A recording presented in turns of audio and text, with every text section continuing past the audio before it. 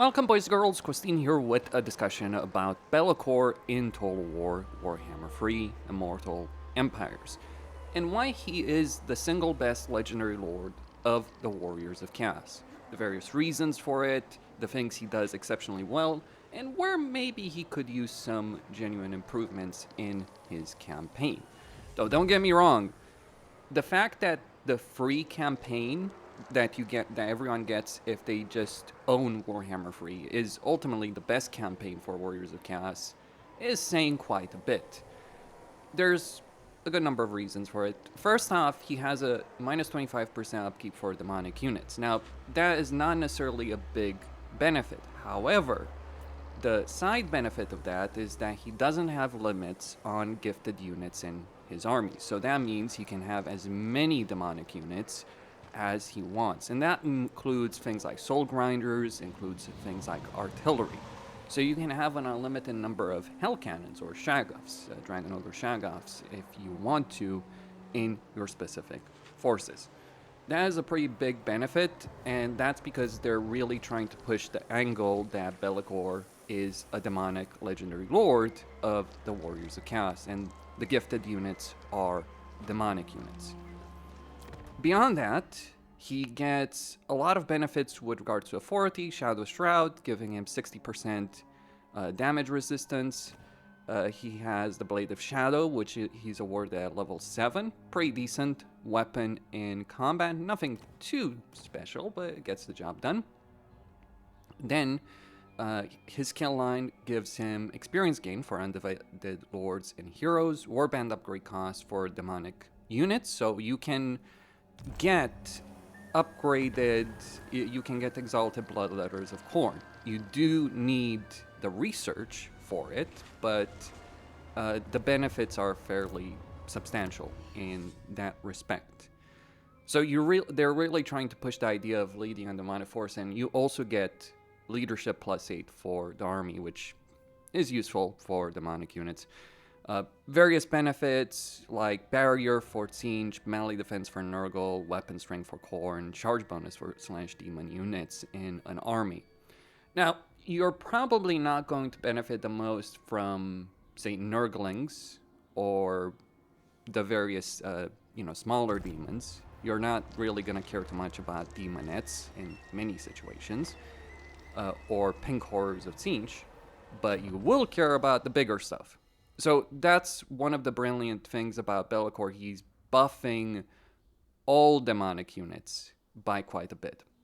Weapon strength bonuses in infantry and whispers in darkness. Then hero recruit rank for cast sorcerers in all provinces and Lore of Shadows. Then you really are pushing this idea of an undivided legendary lord in a campaign. But the real benefits, like, human lords can be transformed into demon princes when defeated in battle or targeted by heroes. Pretty good benefit from that view. There's more, however, on this. Like all Warriors of Chaos, say Festus, who has his own benefits, keep that in mind, you start with a vassal. But you can also gain a second vassal on Albion. And that is a pretty big deal because it means that you have, especially on higher difficulties, it means you have this kind of benefit of being able to have a very secure base of operations that very few AI factions will even attack in the first place. That's another reason Be'lakor is just plain freaking awesome as a Warrior of Chaos legendary lord.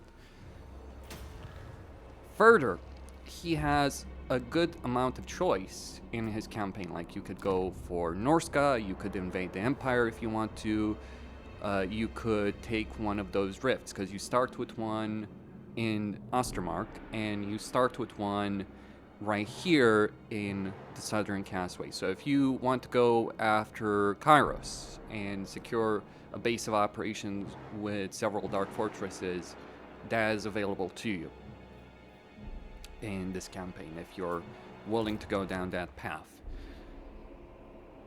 Pretty Good idea to have that kind of dynamic choice in a campaign, but it goes further because you do start with you do have unholy manifestations like you got Korn, you got Nurgle, you got Slanesh, but you have the Tzeentchian one, which is insanely ridiculous. You can open rifts in the province that the target army is positioned in. You can just basically send lords across the world and open rifts, and then suddenly start transferring armies over there. So if you're dealing with any specific opponent that might be a problem, you have the strategic mobility to get in there, get stuck in, wipe them out. Even better is you do start with one gift of chaos of each type, of each monogod. And you're the only one that does this. The other legendary lords of the Warriors of Chaos have to unlock theirs. You're the only one that starts with this. Like, you know, Sigvald would start with Slanesh, for instance. But you do have all of them. And the key aspect here is, one, it gives you a lot of different unit recruitment, demonic unit recruitment, because you can get, you know, things like Seeker Chariots, you can get Pink Horrors, or you can get Screamers of Tzeentch, or Bloodletters. But very crucially, with Nurgle, you can also use Bloom of Decay in order to increase your growth in all regions. So this can be a bit slower than some other campaigns, but you are in a position where you can just build up a lot of Dark Fortresses if you're willing to tolerate the early game pain of not necessarily having the most amount of armies. But that is the trade-off when you're playing a Be'lakor campaign. That is the decision, if you will, that you may want to make in such a campaign. I admit that traversing via the sea to, say, go get Wolfric, because you can. Like, you just go over here, you take the monolith for yourself, or maybe you take the Trollfjord, and then you fight for him for subjugation. It depends on how many Dark Fortresses you want. That's going to be the ultimate decision in a Be'lakor campaign.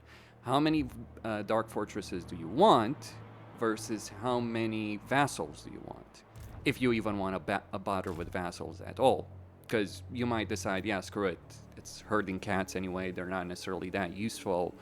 And even just having a couple of vassals, especially if they're major factions, will prevent a lot of different factions from declaring war on you. That's all I had to say on the subject. I think it's a campaign that's really worthwhile from the perspective that it also allows you to confederate every other Warrior of Chaos and Champion of Chaos campaign. So you can force confederation on Sigvald, you can do it on Valkia, you can do it on Archaon. You do have that ability of forcing everyone to serve you. So does Archaon. Make no mistake on this. So does Archaon have this capability. And I guess the question is, what will Creative Assembly do with regards to Warriors of Chaos and Lords of the End Times? Because I think they could definitely use some changes. Especially because Archaon's campaign ends up feeling right now as like, oh, we're just going to sit here and deal with fighting Chaos factions, unite them, and by the time we unite them, there's nothing that's going to be able to stand in our path. And that is not strictly the greatest campaign dynamic that one can face, from my view. Could be better. We'll find out what CA has in store in a couple of months.